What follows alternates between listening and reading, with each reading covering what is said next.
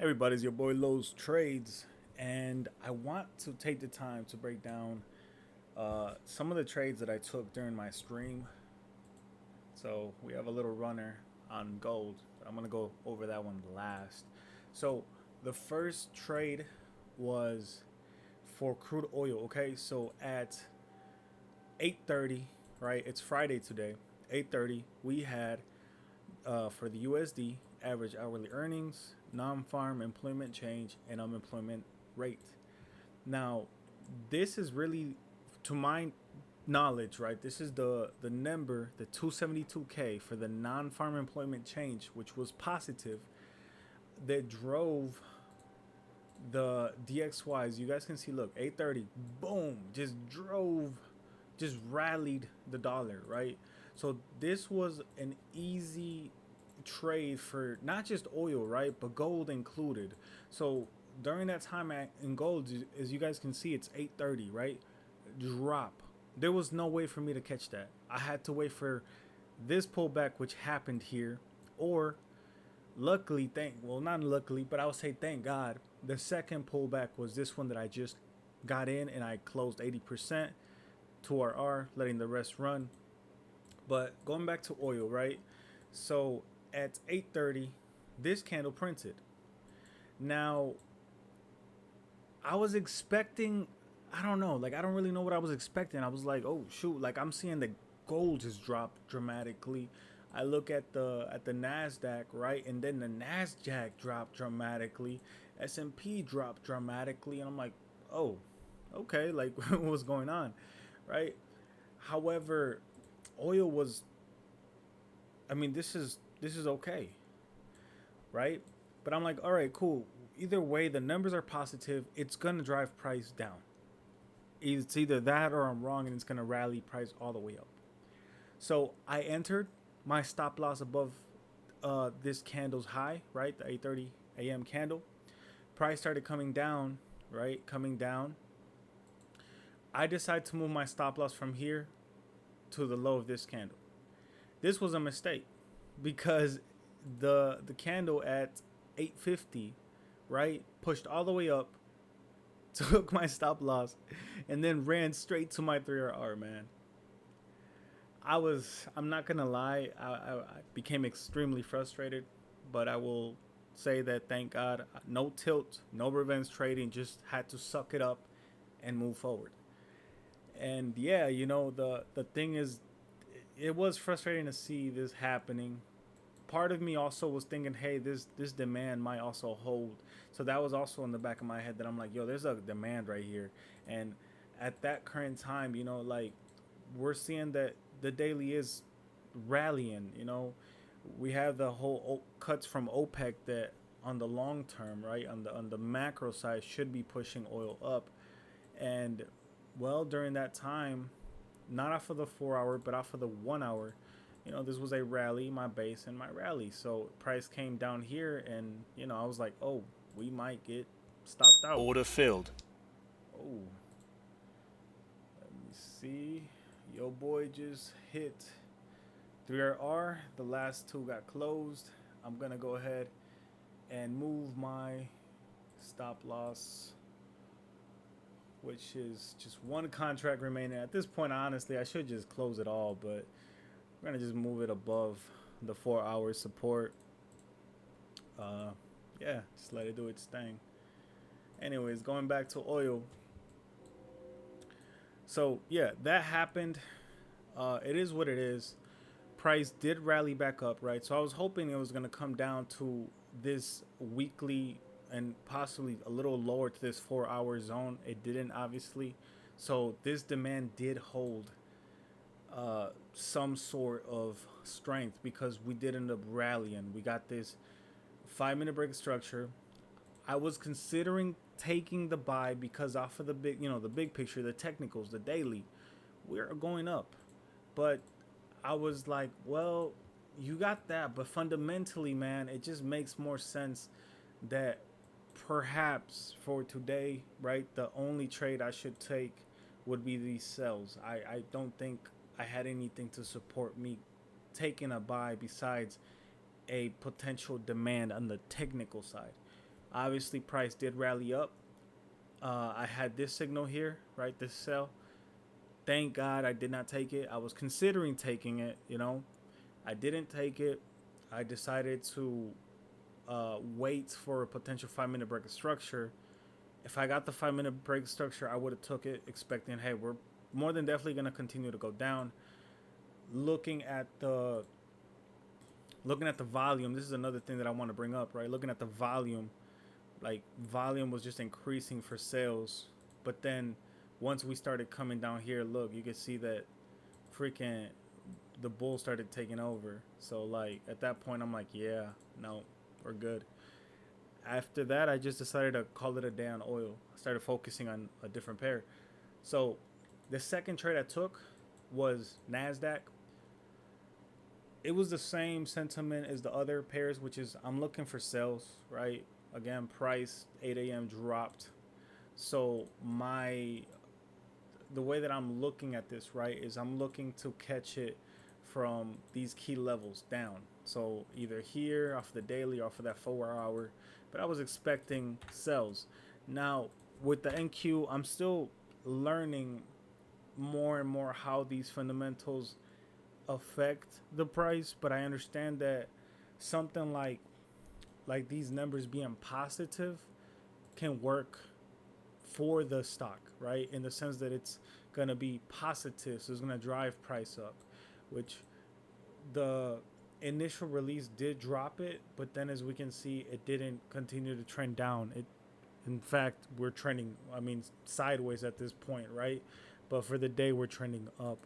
So I entered off of this candle here at 9:30. This is the stock exchange open, and you know, volume had been dying down. Right, it was aggressive at first, but it was dying down. And when I seen, you know, this increase in volume for sales, to me that just came across as a potential, you know, a setup. But unfortunately, I was proved wrong. Freaking, the Bulls took over, and yeah, got stopped out instantly. Like I've stated before, usually my winners, if they're gonna win, they go straight into profit. Most of the time, if they're gonna be losers, it's gonna play around and then we get stopped out. But the winners go straight into profit. Lastly, but not least, we have the oil trade, which probably gonna get stopped out, and that's okay. But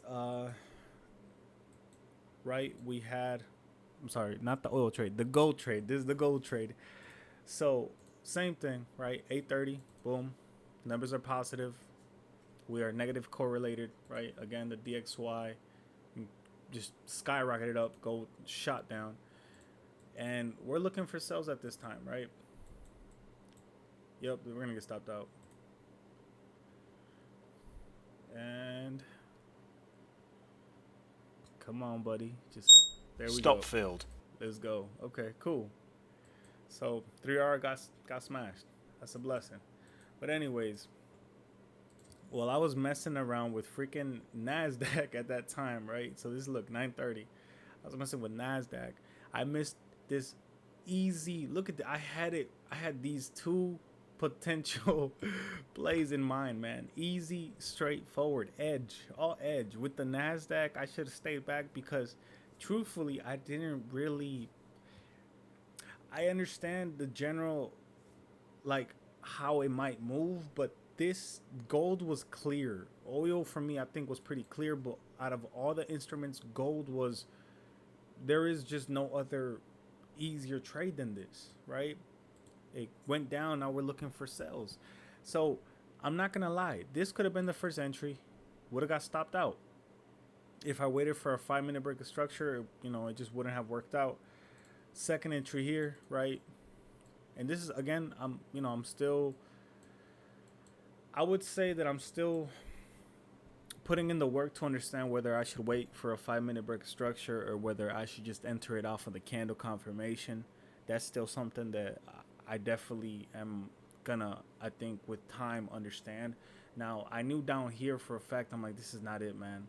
I know it did this. This is not it. I need a legit pullback, and then we're gonna go.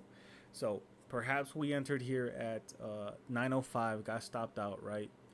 Then at 9:25 would have been the most beautiful freaking entry, man. Like, because this thing ended up running all the way down here, man. Look at that, dude. All the way down to this 4 hour and past some. But that would have been the easiest trade. The other opportunity came right here. If I was truly waiting for a 5 minute break of structure and saying, hey, I need that 5 minute break of structure to really believe that I have edge, I could have entered right here, stop loss above the candle high, let the trade run. You know, we would have hit the 2RR, never got to a 3, which that would have been okay. You know, at that point in time, it's 9:55. We hit the 4 hour zone. And that's the thing with these zones, right? As soon as we tap them, you got to start considering, hey, we may not break through. Like, price dropped down and it broke it because of news. But then once the news was over, it looked like we started bouncing between the zone before it finally broke through it, and it broke through it aggressively. Now, it could have broken through it, but I think breaking down through this daily and then expecting a 4 hour, I don't think there was enough of a catalyst for that.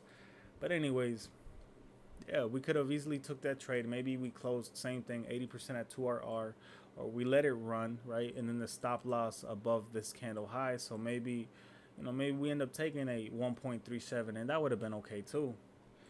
I would say, again, right, another opportunity arose here, which, once again, right, if I would have entered off of just the candle confirmation here as well, I gotta be honest, I would have got stopped out here. I would have got stopped out here. It would have worked, but this was the actual entry I took.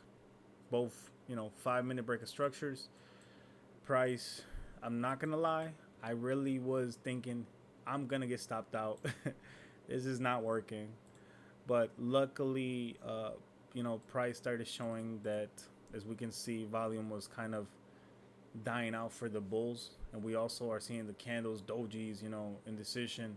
And then thankfully, once this bearish candle not only engulfed it, but then it engulfed on the volume side, I just knew, hey, we're going, like, we are literally going down. So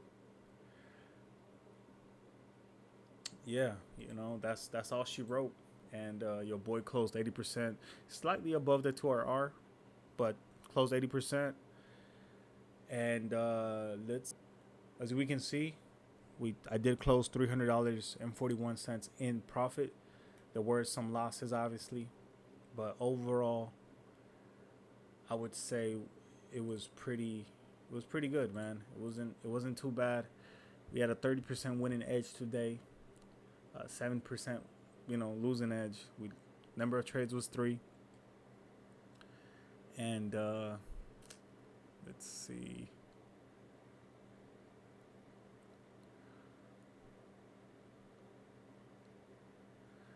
The largest winning trade was 864, and the largest losing trade was 316. That's a positive. That is positive. I like that. I have no problem with that. So total loss was 757. Total profit 1186, and yeah, that's all she wrote, man. All right, guys. Without further ado, is your boy Los Trades. Peace.